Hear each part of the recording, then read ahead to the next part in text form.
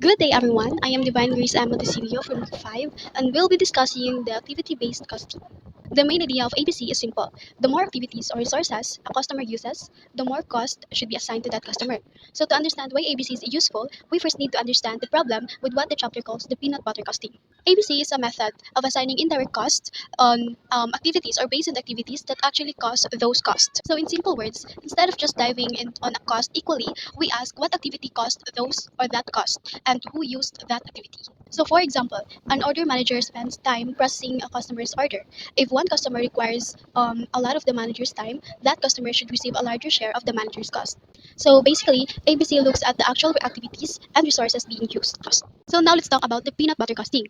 So imagine you have a whole bread, and then you spread the peanut butter over it, and then you try to spread the peanut butter evenly across the whole bread. So in costing, the peanut butter costing works in a similar way. The company spreads an indirect cost broadly or equally among different customers or products. But the problem is customers don't always use the same amount of company resources. So one customer might be very easy to deal with and only require a little work, and another customer might require a lot of time and attention.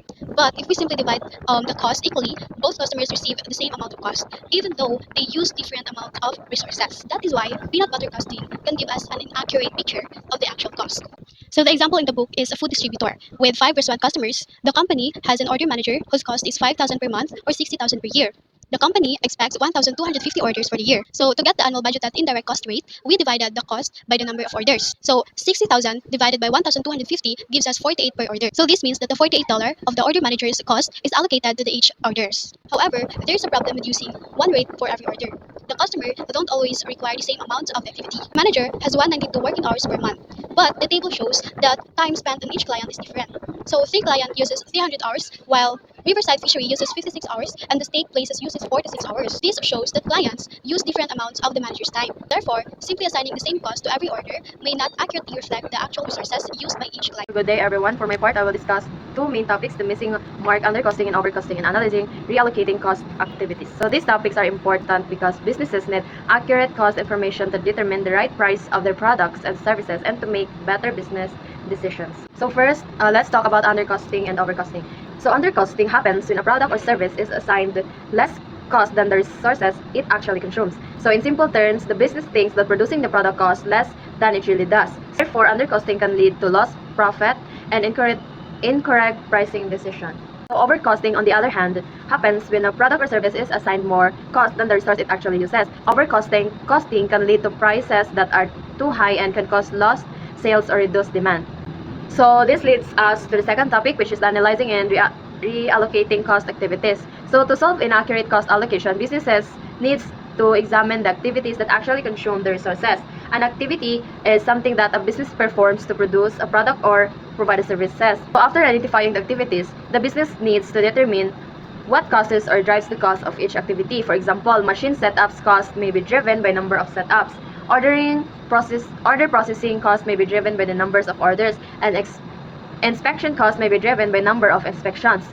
So these measures help the business determine how much cost should be assigned to each product. Next is designing an ABC system. To design an ABC system, first we identify the important activities in the business, and we determine how much resources and cost are used by each activities.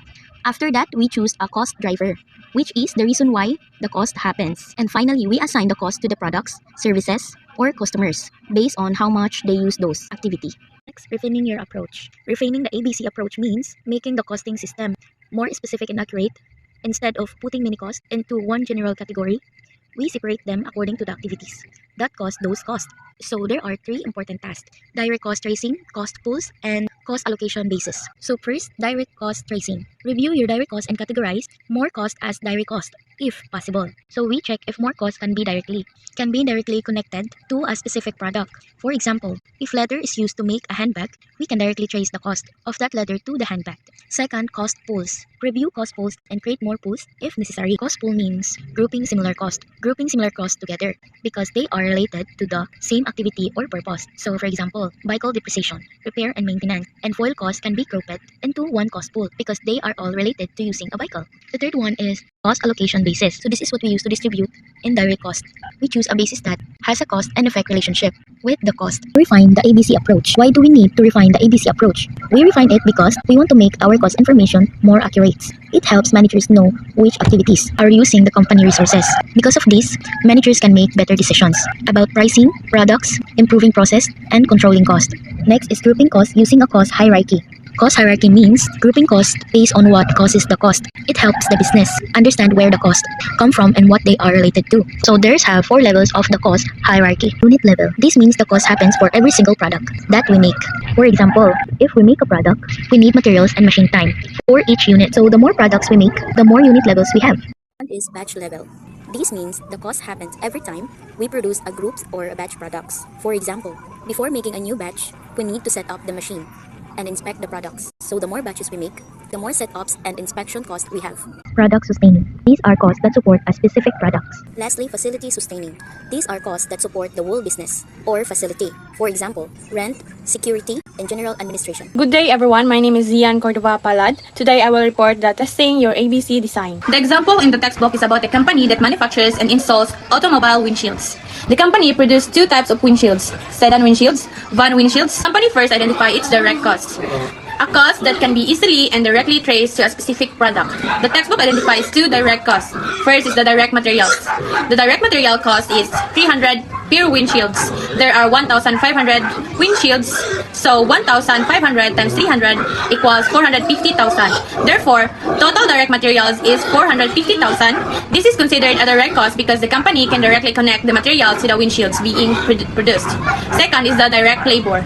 The direct labor cost is 500 per windshields. There are 1,500 windshields, so 1,500 times 500 equals 750,000. Therefore, total direct labor is 750,000, and the third is total direct cost. Total direct cost. Now we combine the two. Direct materials 450,000 and the direct labor is 750,000. Therefore, 450,000 plus 750,000 equals 1,200,000. Diving into the cost pools, the company separates its indirect cost into 5 activity cost pools. Activity 1, the molding setup. Molding setup involves preparing the machine and installing the appropriate mold needed to create a windshield. Activity 2, machine operation. Machine operation means running the machine to convert the materials into a windshield. The machine consumes resources while operating for this activity. Activity 3, quality inspection. After a windshield is produced, it needs to be checked for defects.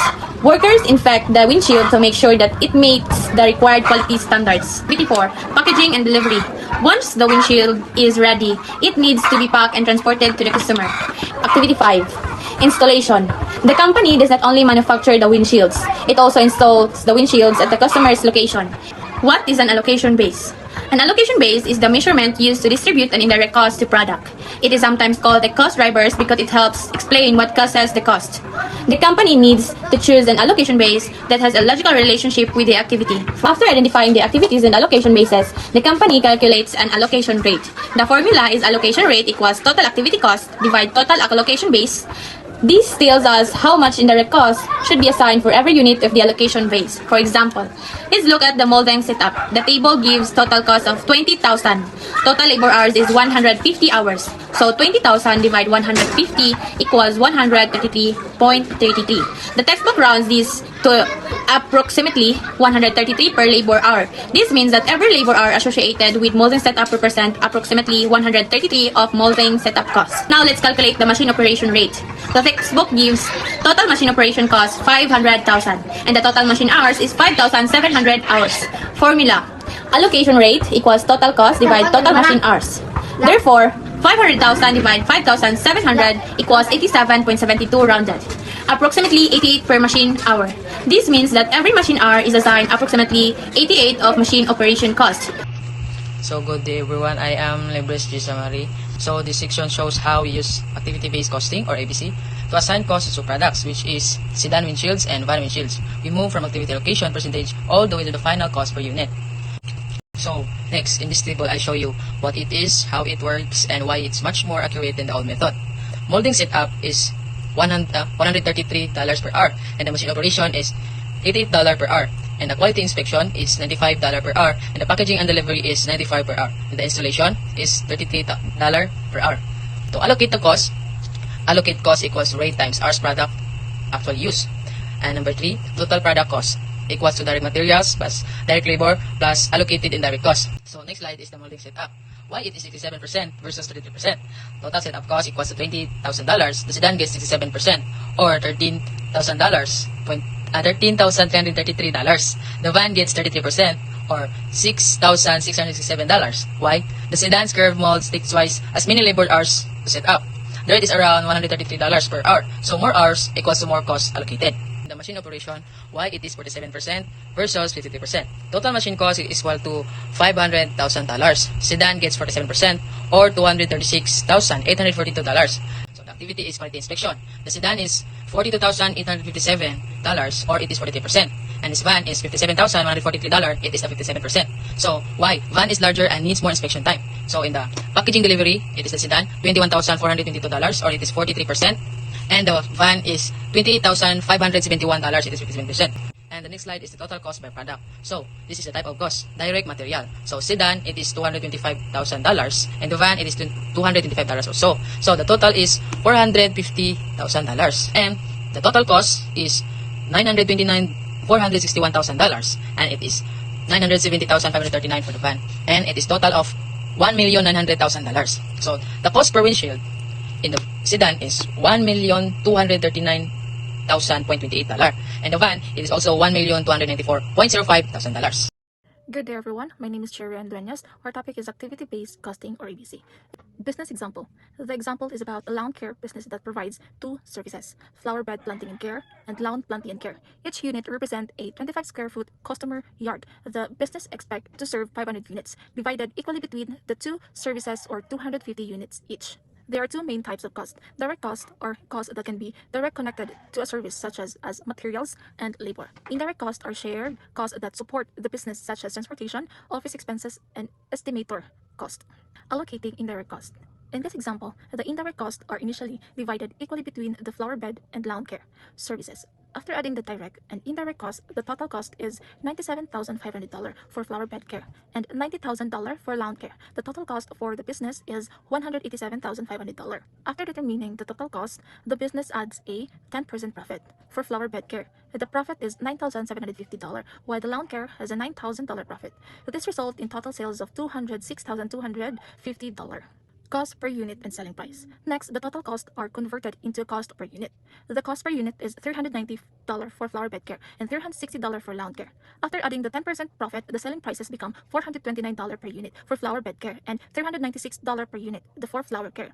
Good day everyone, I am Mabel P. Vargas and I will be discussing the last two topics in our Chapter 5. Discuss changing allocation to cost pools. After investigating the indirect costs change were made in the cost allocation, the direct costs did not change because they all are already traced directly to products. Based on table 5.9, after changing the allocation, the total cost for the flower-based vans is $1,500, while the total cost for lawn care is $85,000.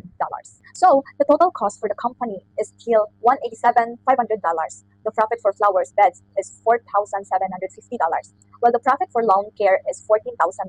This is because ABC changed the cost allocation by product, but it does not change the total cost of the company. The new allocation had opposite effects on the two products. For flowers beds, the total cost increased by $5,000 from $97,500 to $102,500 because the sales price stayed in the same. The profit decreased from $9,750 to $4,750. For lawn care, the cost decreased by $5,000 from $90,000 to $85,000. As a result, the profit increased from $9,000 to $14,000. So, ABC shows a different pictures of the profitability of two products. Now, let us move on to changing prices after ABC. After the cost, we are reallocated to follow flower beds. We're producing only a 4.6% profit based on sales. The company wanted a 10% profit. For flowers beds, the total cost is $102,500. To calculate the desired profit, we multiply $102,500 by 10%. This gives us $10,250. Then we add $10,250 profit to total cost of $102,500. This gives us required total sales of $112,750. According to the table 5 to 10, there are 250 units of flower beds.